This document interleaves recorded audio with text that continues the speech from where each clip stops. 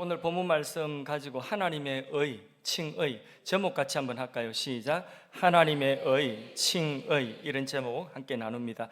모든 인류가 하나님의 진노 아래 있다. 왜? 죄 때문에.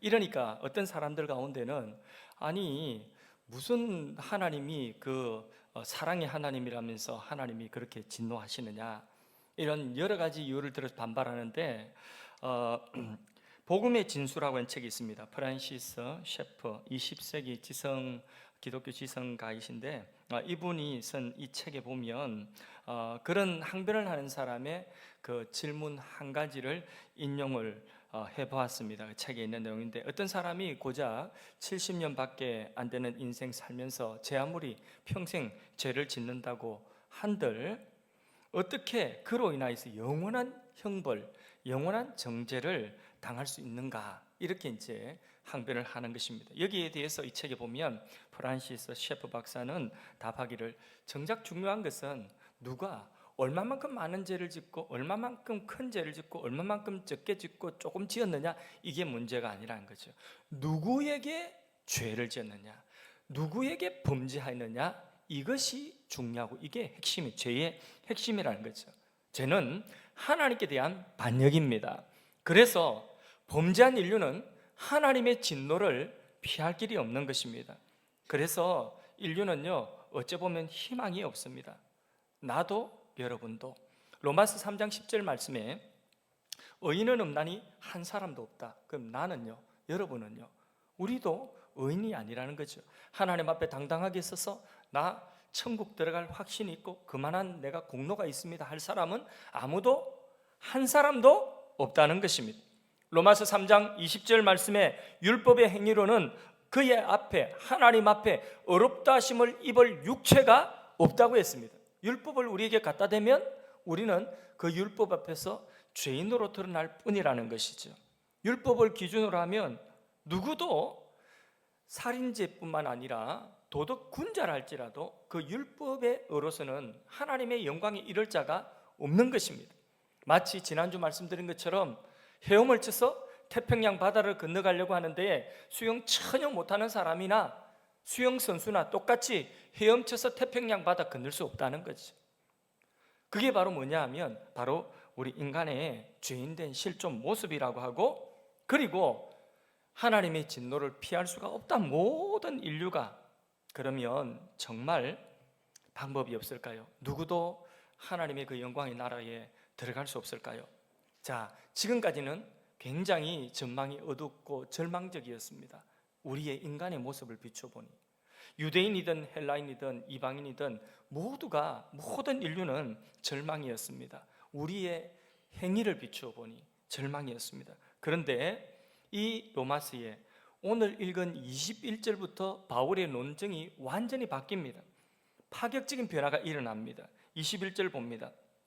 21절, 우리 한글 성경에는 이제는 이렇게 나오는데, 사실 헬라어 원문과 그 원문을 영어 성경으로 옮길 때에 원문은 어려우니까 그냥 영어 성경을 먼저 보면 뭐라고 나와 있나? 21절에 but, 그러나, 이전에는 절망이라 할지라도 but, 그러나 now, 이제부터는 다르다는 거죠. 같이 21절을 읽어볼까요? 이제는 율법에 의해 하나님의 한 의가 나타났으니 율법과 선지자들에게 증거를 받은 것이라. 자, 인간의 행위로 만든 공로, 그 의가 아니라 전혀 새로운, 전혀 들어보지 못하였던 새로운 개념, 하나님의 의라고 하는 것이 등장합니다.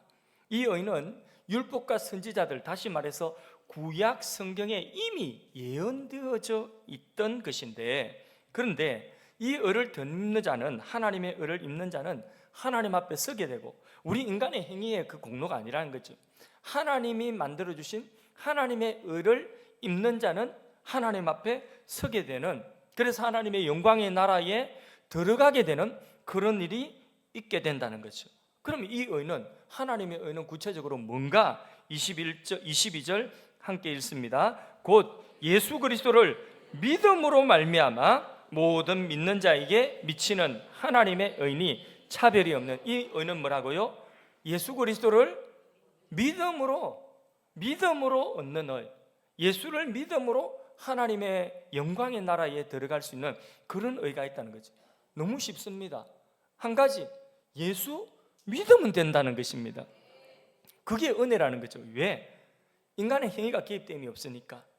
태평양 바다를 건너는데 이미 태평양을 왔다 갔다 횡단할 수 있는 그런 튼튼한 배가 있어서 이 배에 달랑 몸만 실으면 되나? 그러면 헤엄칠 필요 없어요. 어디 가느냐? 태평양 바다 그냥 건너가는 것입니다. 이 배에 몸 실듯이 이미 죽음의 요단강을 건너갔다가 다시 돌아온 죽으시고 부활하신 그 예수님을 우리가 믿음으로 예수님께 우리의 삶을 맡기고 의지하면 그 예수님과 함께 하나님 앞에 설 수 있다는 거죠. 이게 하나님의 의라는 것입니다. 할렐루야. 예, 왜냐하면 예수님이 우리의 죄값을 치르시고 율법의 요구 완전히 순종의 그 값을 치르셨다는 것입니다. 23절 24절이 그걸 말씀하고 있습니다. 같이 읽습니다. 시작. 모든 사람이 죄를 범하였음에 하나님의 영광이 이르지. 이게 우리 모습이라는 거죠. 절대로 하나님의 영광이 이를 만한 의의가 없다는 거죠. 그런데 24절을 읽습니다.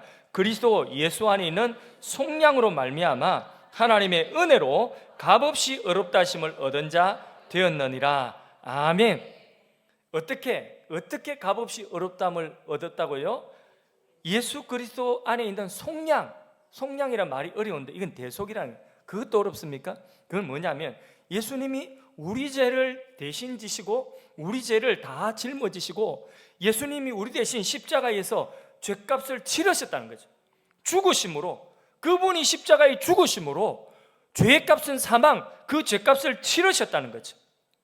그리고 예수님께서는 다시 3일 만에 부활하셔서 죽음의 요단강 건너갔다 오셨다는 것입니다. 살인 강도라도 도덕군자라도 그게 도토리 키재기지 누구라도 주 예수님의 이 속량 대속의 은혜를 믿음으로 우리는 예수님과 함께 하나님 나라에 설 수 있다는 것입니다. 그 믿음으로 예수님에게 올라타면 된다는 거죠.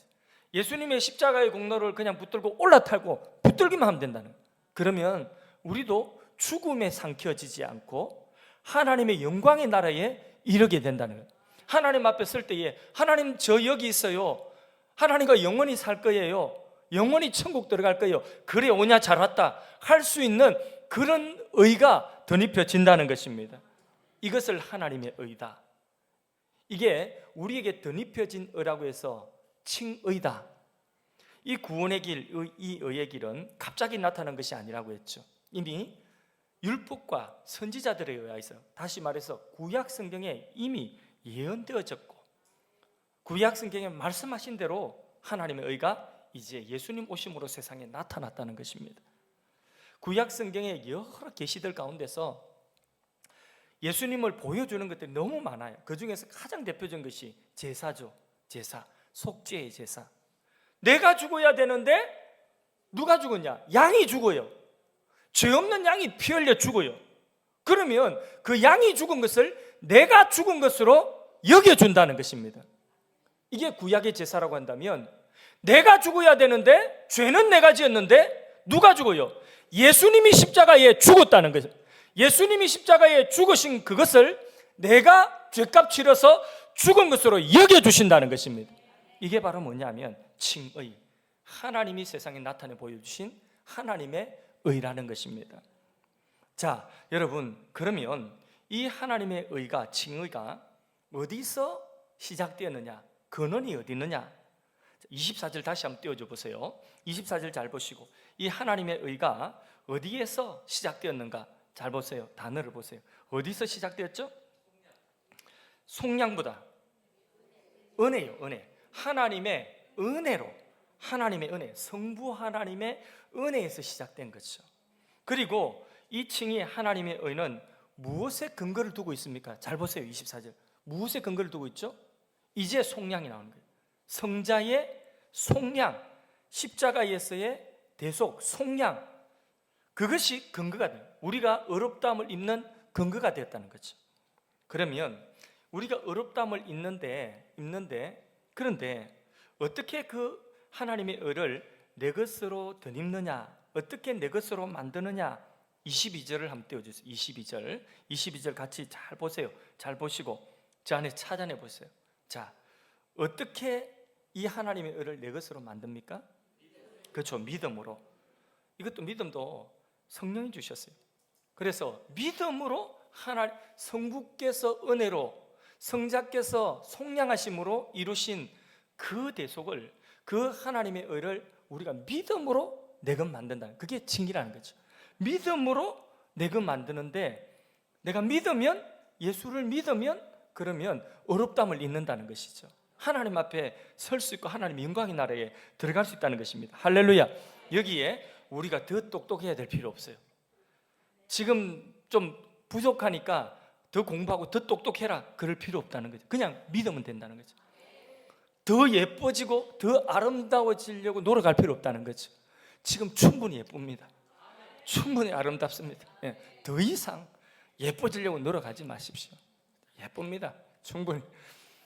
충분히 예쁘고 더 우리의 것을 보탤 필요가 없다는 것입니다.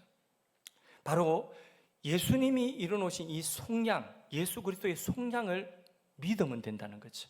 내 것으로 믿으면 된다는 것이. 그러면 하나님의 의, 이것이 내 것이 되어서 내가 어렵다함을 잊는다. 칭의, 이 구원을 우리가 받게 된다는 것입니다. 할렐루야. 그래서요, 이 칭의와 관련된 이 로마서는 복음의 정수가 로마서에 기록되어있는데, 이 로마서의 복음의 정수는 기독교 복음의 정수예요. 이 로마서의 복음의 정수, 거기에 그 핵심이 뭐냐? 이신칭의거든요. 우리 행위가 아니라 믿음으로 하나님 앞에 우리가 의인으로 선다는 것입니다. 천국 간다는 거예요. 구원받는다는 거예요.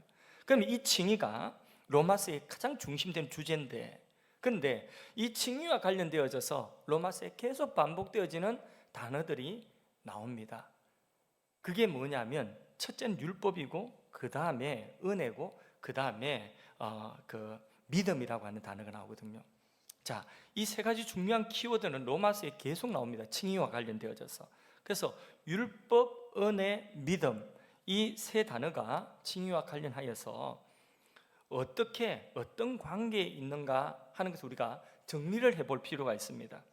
그래서 집에서 혼자 성경 읽을 때는 정리가 잘 안 되겠지만, 이거를 공식으로 딱 정리를 해서, 저기 세 가지 개념이 있는 단어가 있는데, 이 세 가지 관계를 순서를 한번 보십시오. A, B, C, 제가 임의로 A, B, C 이렇게 순서를 임의로 저렇게 해놨습니다.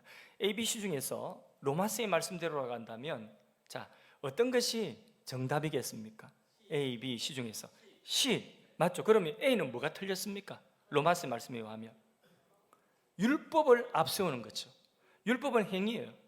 그래서 율법 가졌다고 자랑했죠. 유대인들이 율법을 앞세우고 율법을 자랑하고 율법이 공로가 되고, 그러면 자신의 행위를 신뢰하는 것이 되니까 이건 로마서의 복음이 아닌 것입니다. 그래서 유대인들은 율법을 자랑하고 앞세웠죠.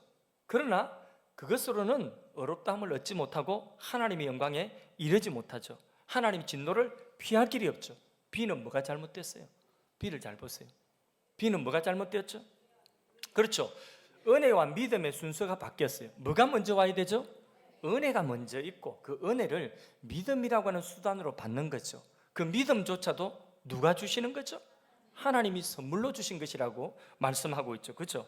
에베소서 2장 8절 말씀 같이 읽어봅니다. 시작. 너희는 그 은혜에 의하여 믿음으로 말미암아 구원을 받았으니 이것이 너희에게서 난 것이 아니라 하나님의 선물이라. 믿음도 하나님의 선물이라는 것입니다. 은혜가 원인이고 믿음은 그 은혜를 받는 수단, 도구라고 하는 것입니다. 할렐루야. 그러면 오직 영광을 하나님께만 올려드리는 거죠. 우리의 칭의, 구원의 그 영광은 하나님만이 받으셔야 되는 것입니다. 할렐루야. 그래서 C가 정답이라고 하는 거죠. 그러면 율법은 뭐냐? 율법은 은혜 받은 사람들이 하나님의 율법을 기쁨으로 지킬 수가 있다는 거죠. 은혜로 지키는 것이지, 이것을 나의 공로로 만들기 위해 지키면 절대로 하나님의 영광에 이를 수 없다는 것입니다. 이게 순서입니다. 중요한 개념들을 정리를 좀 했습니다. 또 하나 중요한 것이 있습니다. 로마서의 칭의라고 하는 것, 하나님의 의, 이 칭의라고 하는 것과 관련하여서 이 칭의는 신학적으로 두 가지 중요한 개념을 내포하고 있습니다. 첫째는 뭐냐면 구속, 리뎀션, 구속이라고 하는 이 개념을 칭의 속에 포함하고 있습니다. 이 구속이라고 하는 것, 리뎀션이라고 하는 것은 원래 시장에서 상업적으로 쓰이던 용어입니다. 값을 지불하고 고대에 노예를 시장에서 이 값을 지불하고 노예를 사가지고 옵니다. 그래서 이 노예를 아무 조건 없이 그냥 풀어줍니다. 자유를 줍니다. 이게 구속, 리뎀션이라고 하는 거죠. 자, 예수님께서 이와 같이 우리를 하나님의 진노, 죄 가운데서 우리를 예수님께서 십자가에 자기의 생명을 속전으로 지불하시고 자기의 생명의 값을 지불하고 우리를 건져내셔서 자유케 하신 거죠. 율법의 정죄에서 자유를 주신 것, 더 이상 율법의 정죄가 없도록 자유케 하신 것이죠. 할렐루야. 생명의 값을 예수님이 지불하셨다는 것이, 이게 구속, 한량없는 은혜죠. 그죠? 갚을 길이 없는 은혜인 것입니다. 그래서 칭의라고 할 때에 우리가 믿음으로 의롭다함을 얻는 칭의라고 하는 것에는 어떤 개념이 들어있냐? 이 구속이라고 하는 개념이 칭의 속에 들어있는 것입니다. 또 두 번째로 칭의 속에는 화해라고 하는, 화목이라고 하는 개념이 들어있습니다. 이 화목이라고 하는 것은 화를 달랜다는 뜻이거든요. 근데 화를 달래기 위해서는 진노하고 있는, 화가 나 있는, 진노하고 있는 그 대상을 달래기 위해서는 만족을 시켜줘야 되거든요. 그래서 화를 달래기 위해서 만족시킬 때의 관계가 회복되는 것을, 이것을 화목이라고 합니다. 화목. 어떻게 해요? 예수님께서 십자가의 대속을 통하여서 예수님께서 십자가에서 하나님의 진노를 누그러뜨리셨다는 거죠. 왜? 죄의 값은 사망이라고 하는 이 하나님의 공의, 이 하나님의 공의를 예수님이 죽으심으로, 왜? 죄의 값은 사망이니까 예수님이 죽으심으로 하나님의 진노를 달래셨다는 것이죠.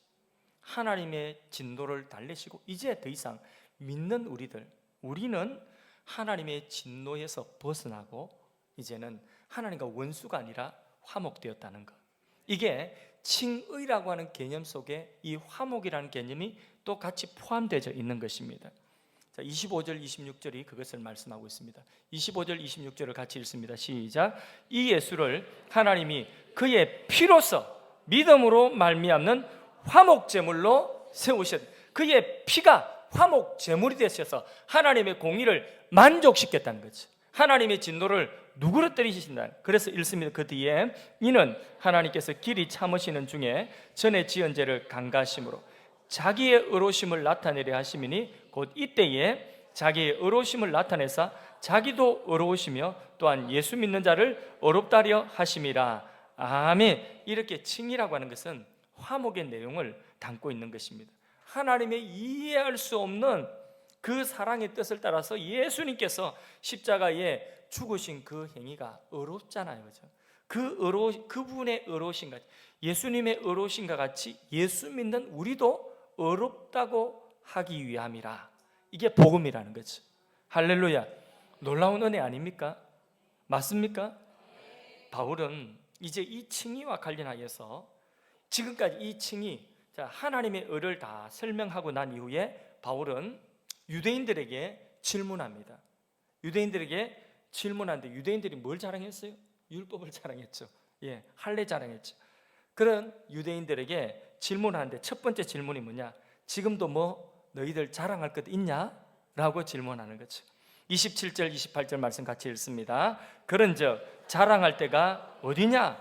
있을 수 없느니라. 무슨 법으로냐? 행위로냐? 아니라 오직 믿음의 법으로니라. 그러므로 사람이 의롭다 하심을 얻는 것은 율법의 행위에 있지 않고 믿음으로 되는 줄 우리가 인정하노라. 아멘. 유대인들아, 자랑할 거 있냐? 뭐 율법 자랑했지. 자랑할 것 있어? 너희 행위 자랑했지. 자랑할 것 있어? 없다는 것입니다. 믿음으로 의롭다함을 받은 사람에게는 자랑이라고 하는 거 없어요. 자기 자랑 있을 수가 없습니다. 왜냐하면 율법의 행위로나 다른 어떤 것으로 구원받은 것이 아니라 성부의 은혜에 그것이 시작이 되어서 성자의 속량하심으로 그 대속으로 성령의 믿음 주시는 그 하나님의 선물로 예수 믿고 우리가 의롭다함을 입었으니 뭘 자랑하겠냐? 뭘 인간의 것을 자랑하겠냐? 어떤 행위를, 어떤 율법을 자랑하겠느냐는 것이죠. 그러니까 자랑할 것 없어. 자랑할 것 있다면 오직 하나님의 은혜 자랑하는 것입니다. 할렐루야. 우리의 할 일은 한 가지예요. 이신칭이 의롭다함을 입어 믿음으로 예수 믿은 우리는 한 가지 해야 돼. 한 가지. 우리 할 거 한 가지. 그게 뭐죠? 하나님께 감사. 맥주 감사절에 우리는 여러 가지 은혜에 감사. 지난 세월, 지난 반년 동안에 자, 여기 보리도 너무 좋죠, 그죠? 보리 주신 것도 감사, 큰 꽃도 감사, 작은 꽃도 감사. 여기 열매도 있어요. 열매도 감사.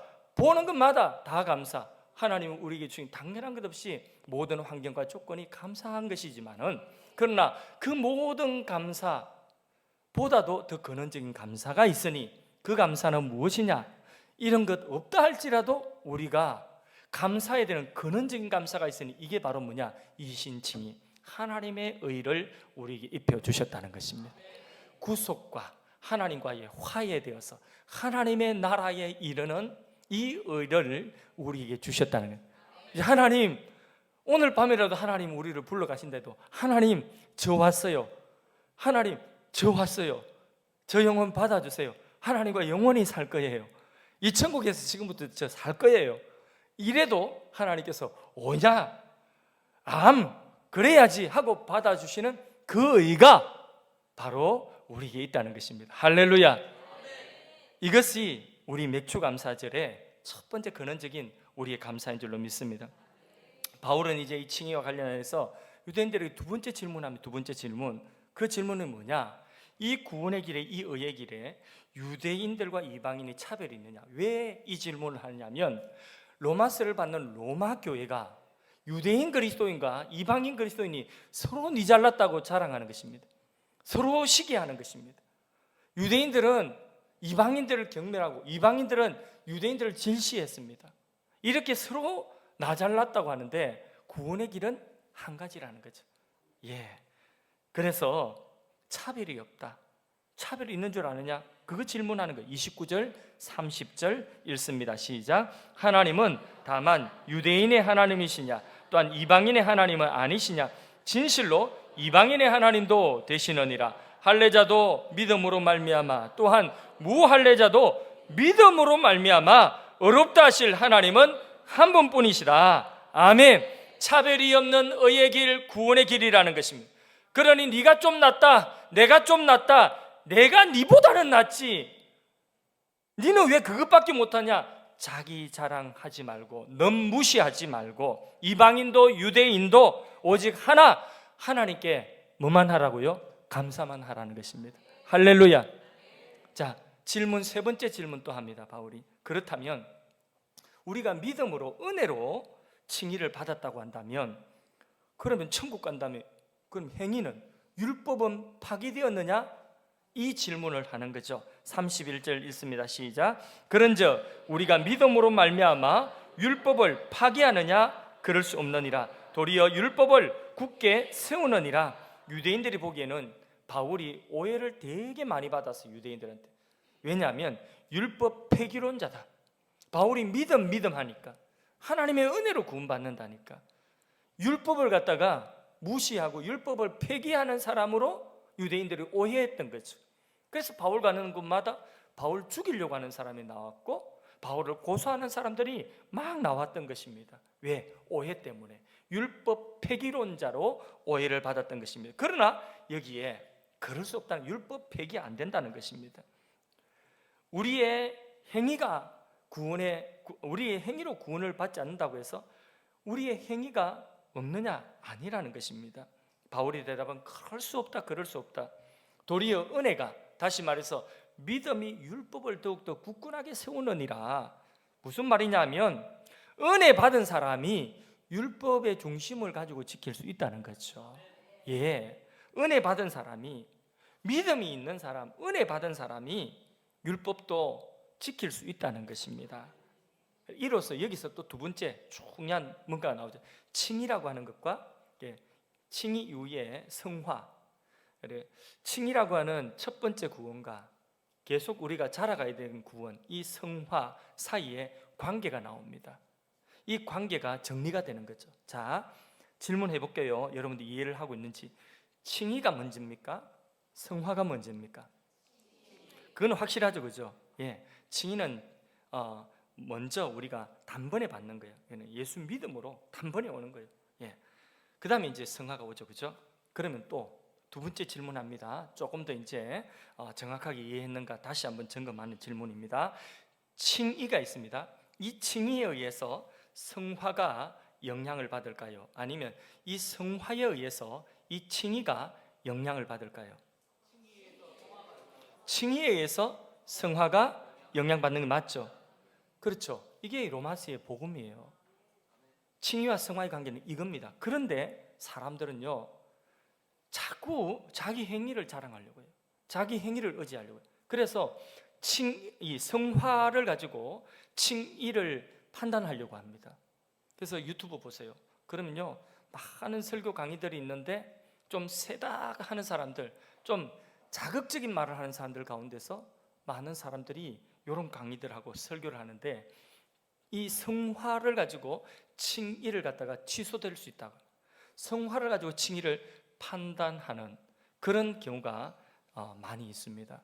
그래서요, 뭐 한마디로 성화 제대로 살지 못하면 구원 취소된다는 그런 이야기예요. 구원 장담하지 마라, 취소된다, 그런 이야기예요. 그런 강의 많아요, 여러분. 예, 그거 전부 다 복음, 로마서에 말씀하고 있는 복음하고 다릅니다. 칭의에 의해서 성화가 세워지는 것입니다. 예, 성화 때문에 칭의가 영향받는 것은 아니에요. 자, 말씀을 맺습니다. 오직 믿음으로 어렵다함을 입는 이 이신칭의의 복음, 로마서의 복음, 여기에서 우리는 세 가지 중요한 결론이 나옵니다. 간단하게 첫째 결론은 뭐냐 하면 이신칭의의 복음은 죄인된 우리들을 겸손하게 만들고 우리의 자랑을 배제합니다. 직분도, 행위도, 업적도 우리 자랑을 다 배제합니다. 왜? 은혜로 된 것이니까. 다 하나님의 은혜니까. 그러면 우리는 한 가지, 아까 뭐라고 했죠? 감사 말고는 할 게 없다. 감사도 좀 제대로 깊이 깨닫고, 이런 절기에 감사도 간격이 들어간 감사, 그런 감사 말고는 우리가 할 게 없다. 여러분, 은혜 생활이 있고 율법 생활이 있습니다. 차이점이 뭔지 아십니까? 자랑을 들어보면 알아요.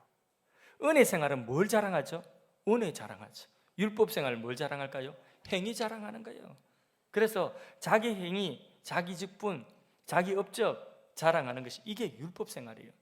근데 이것은요, 이 자랑은 감사가 사라지고 나중에는 뭐가 나오느냐?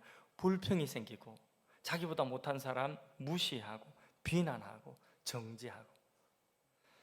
참 한심한 것은 믿음으로 구원받았다고 해놓고 자기 믿음을 자랑하는 것입니다. 몰라서 그런 거예요. 자, 여러분, 예수 믿음으로 구원받았습니까? 예수 믿음으로 구원받은 거 맞습니까? 예수를 믿음으로 구원받았다는 말에서 이 너무나 중요한 건데, 예수 믿음으로 구원받았다는 그 말에서 예수가 핵심입니까? 믿음이 핵심입니까? 어떻습니까? 예수가 핵심이에요? 믿음이 핵심이에요? 예수가 핵심 맞죠? 이거 잊어버리면 안 되는 거예요. 믿음은 하나님이 주신 예수를 받을 수 있는 선물이에요. 도구로 주신 선물이에요. 믿음 가졌다면 그 믿음도 하나님의 선물로 알고 은혜로 알고 감사해야 돼요. 그래서 우리는 첫 번째, 이 복음 앞에서 첫 번째 결론, 감사. 그것도 간격이 들어간 감사.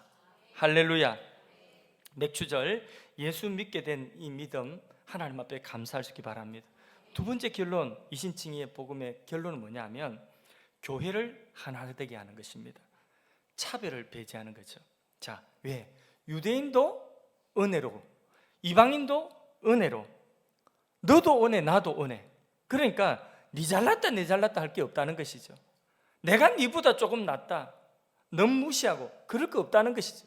로마 교회 안에 이방인하고 유대인하고 같이 예수 믿고는 서로 네 잘났다 네 잘났다 하나 되지 못하고 있는. 그런데 하나님 안에서, 예수 안에서, 한 성령 한 진리 안에서 하나의 의롭다함을 입는 그 길을 통하여서 모두가 우리는 부족하고 모두가 은혜 입었으니 니나 내나 은혜 입은 자니까 우리 서로 이 하나의 은혜 가운데서 하나님 은혜 입은 자로 살자는 거죠. 그러면 하나 된다. 교회가 이 진리 안에서 하나 되어지고 차별을 배제하는 것입니다.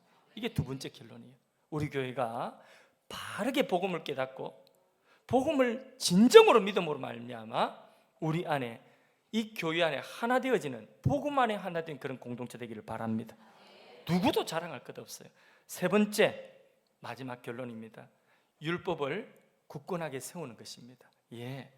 도덕 폐기로는 배제되는 거죠. 하나님이 선물로 주신 믿음으로 구원받았다고 해서 우리가 막 살아도 된다? 아니라는 거죠. 오직 주님의 은혜에 감사하고 그 은혜 기억하면서 주신 말씀을 마음에 새기며 순종하며 사는 것입니다. 자원하는 마음, 기쁜 마음으로 하나님의 말씀을 순종하며 살아갈 수 있는 그 기쁜 자원하는 마음이 어디서 나오느냐? 이 은혜에서 나온다는 것입니다. 은혜 받은 자가 기쁨을 할 수 있죠. 억지로 시키려고 해보십시오. 못합니다. 시키는 사람도 힘들고 하는 사람도 힘듭니다. 그러니까 맥주감사주일, 이 하나님의 구원의 도리, 하나님의 의, 이 칭의의 복음을 우리가 다시 한번 듣고 깨닫고 내 삶에 좋은 것도 나쁜 것도 전부 감사함으로 은혜로 받아들일 수 있는 그런 은혜가 있기를 바랍니다. 우리는요, 기독교 신앙은요, 기억과 감사는 하나예요. 기억하는 데서 감사가 있는 거예요. 구약의 안식일을 지킬 때에 기억하라고 했죠. 예수님께서 주의 성찬을 제정하시면서 주님 오시는 그날까지 나의 피와 살을 기억하라고 했죠. 우리 기독교 신앙은요, 기억, 하나님의 은혜 잊어먹으면 거기서 불평 나옵니다. 감사 잊어버립니다. 맥주 감사줄 다시 한번 가장 기본적이고 가장 중요하고 가장 뿌리 깊고 근원적인 이 하나님의 의라고 하는 이 축복을 우리가 다시 한번 들음으로, 우리가 예배 가운데 찬송 부름으로 이것을 다시 새기고 말씀 들음으로 다시 기억하고 하나님 앞에 감사를 회복하는 우리 모두가 되기를 축복합니다.